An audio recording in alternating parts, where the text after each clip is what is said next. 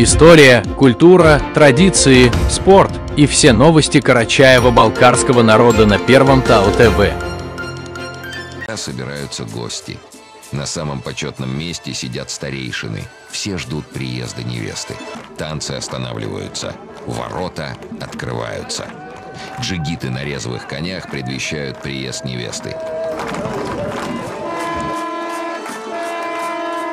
Всем не терпится увидеть невесту. Лицо невесты скрывают 7 платков. Рядом с ней не жених, а двоюродный брат и сестры.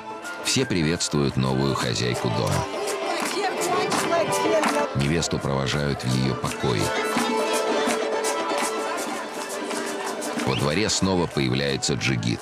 Верхом на коне он пытается заехать прямо в дом.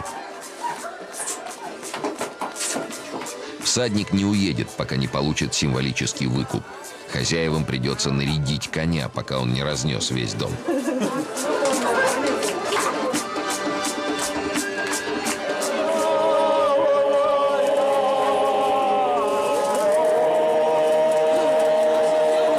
Старинная песня «Орайда».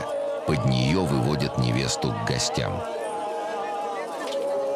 Девушку подводят к старейшинам. У них право первыми увидеть ее лицо. Невеста открывает лицо. Она не должна ни улыбаться, ни отвечать на поздравления, а только молча смотреть в пол, согласно горскому этикету.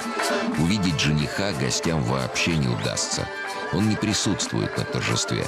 Для него и его друзей накрыт стол в отдельном